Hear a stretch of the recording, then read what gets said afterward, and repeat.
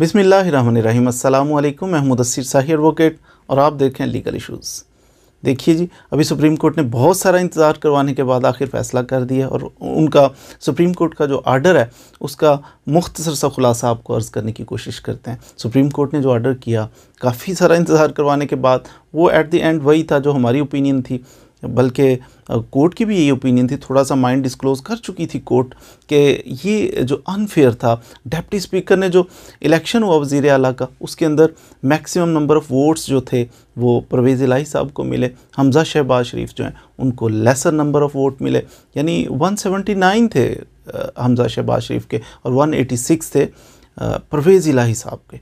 तो ये 186 वाला उसके नंबर क्योंकि ज़्यादा थे वही वज़ीर आला बना, लेकिन कोई लेटर निकाल के लहरा के, और उसके ऊपर हमने काफ़ी गुफ्तगू की हुई है कि इसकी रीज़न क्या थी कि क्यों उस लेटर की अहमियत नहीं थी। लेटर की अहमियत इसलिए नहीं थी कि 63A जो है वो कहता है कि अगर कोई बंदा पार्टी, दो चीज़ें ना, एक पार्टी होती है और पार्टी का सरबराह होता है, दूसरा पार्टी के अंदर कुछ लोग इलेक्टेड मेंबर्स होते हैं जो जाके असेंबली के अंदर बैठते हैं।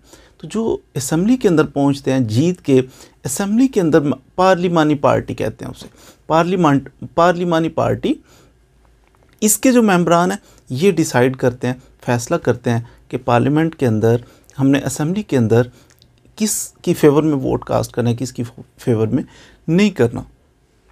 फैसला हो जाए जब पार्लिमानी पार्टी का, तो उसके मुताबिक सारे वोट कास्ट करते हैं। अब हुआ क्या, पार्लिमानी पार्टी ने ये डिसाइड किया था कि हमारी पार्टी का जो मेंबर है 10 हमारे टोटल नंबर ऑफ़ वोट, और हमें वज़ीर आला का ओहदा मिल रहा है हमारी पार्टी को। तो इनके लिए तो बड़ी खुशी की बात थी और ये बहुत इस चीज़ पे यूनानिमसली और अल्लाह का शुक्र अदा कर रहे थे कि थोड़े से नंबर ऑफ़ वोट्स हैं और हमें जनाब वज़ारत आला मिल रही है। हाउ इज़ इट पॉसिबल कि इनमें से कोई बंदा इधर उधर चला जाता।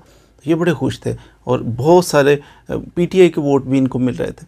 एनी हो, तो अब हुआ क्या कि ये पार्लिमानी पार्टी का फ़ैसला हो गया, सारे मेंबर्स ने उसकी फेवर में वोट कास्ट कर दिए और टोटल 186 वोट जब उन्होंने हासिल कर लिए, तो बाद में पता चला कि नहीं जी, सरबराह जो था पार्टी का, काफली का, उसने कोई लेटर लिखा है कि हमारे कैंडिडेट को ना दें, दूसरे को वोट कास्ट करें। तो यहाँ कोर्ट ने यही इसकी इंटरप्रेट किया है कि पार्लिमानी पार्टी का फ़ैसला था, उसको ओबे किया उन मेंबर्स ने। जब पार्लिमानी पार्टी के फ़ैसले को ओबे किया तो ये मुनहरिफ नहीं बनते, किसी भी तरह से मुनहरिफ नहीं बनते। अपने बंदा जिसे खड़ा किया है पार्लिमानी पार्टी ने, उसी को वोट कास्ट किया, तो इनहराफ कहाँ से आ गया। इनहराफ अगर हुआ है थोड़ा बहुत तो वो है चौधरी शुजात साहब की तरफ से, जो पार्टी के हेड है, उनकी तरफ से हुआ है कि उन्होंने मुनहरिफ हो गए। पहले तो कैंडिडेट दिया, फिर अपनी ही एक कैंडिडेट के ख़िलाफ़ वोट कास्ट करने का कह दिया। एनी हो, तो सुप्रीम कोर्ट ने अब ये फ़ैसला किया कि ये जो रूलिंग थी इसको सेट असाइड कर दिया, इसको कलअदम करार दे दिया। अब वो जब रूलिंग थी, जो फैसला उसको कलअदम करार दे दिया, तो नंबर ऑफ़ वोट जिसके ज़्यादा थे, परवेज़ इलाही 186 नंबर लेके वोट, तो ये वज़ीर आला बन चुके पंजाब के, यही डिसाइड किया सुप्रीम कोर्ट ने। और साथ ही ये भी सुप्रीम कोर्ट ने कहा कि क्योंकि हमने उजलत में फ़ैसला नहीं किया, हमने सोच समझ के 2-3 दिन 4 दिन इतना सारा टाइम लिया है, और मीनवाइल हमने खाली नहीं छोड़ा सूबे को, और अब भी हम बिल्कुल इसमें तवक्कुफ़ नहीं करेंगे। फौरी तौर पे हम वज़ीर आला किसी को बनाना चाहते हैं। तो रात 11:30 बजे हल्फ भी उन्होंने ये भी ऑर्डर के अंदर मेंशन कर दिया कि हल्फ भी लिया जाए। तो अब गवर्नर जो हैं वो हल्फ लेंगे वज़ीर आला, 9 मुंतखब जो वज़ीर आला हैं हमारे पंजाब के, तो परवेज़ इलाही उनसे हल्फ लेंगे। और साथ ही हमज़ा शहबाज शरीफ ने अगर कानून के मुताबिक कुछ फ़ैसले किए हैं, ये 2-3 दिन जो रहे वो आर्जी तौर पे उनको चार्ज दिया गया, तो इस दौरान अगर उन्होंने कानूनी तौर पर कुछ ना कुछ फ़ैसले किए तो वो बरकरार रहेंगे। लेकिन अगर उन्होंने काबीना बनाई, कुछ लोगों को वजारतें दी, कुछ ऐसे ओहदे दिए, तो वो सारे, क्योंकि उनका हल्फ ही बुनियादी तौर पे कैंसिल हो गया, बुनियाद ख़त्म हो गई, अब वो वज़ीर आला नहीं रहे, तो फिर उनकी बनाई हुई कैबिनेट और दीगर चीज़ें भी, जो इस तरह के फैसले हैं, वो सारे कलअदम करा दिए जाएंगे। इसमें ना तो किसी पार्टी की जीत, बल्कि ये कानून की जीत है। रूल ऑफ़ लॉ होना चाहिए, वो कोई भी पार्टी हो।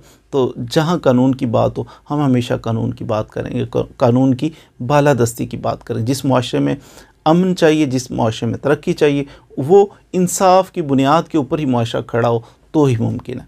तो आप भी कोशिश करें, कानून को सीखते रहिए, कानून को जानते रहिए और कानून की बालादस्ती की ही बात करें, कानून को ओबे करें, ताकि हमारा मुल्क जो है वो एक इंसाफ पसंद मुल्क बन सके। मज़ीद वीडियोज़ के लिए हमारे साथ रहिए। Thank you very much.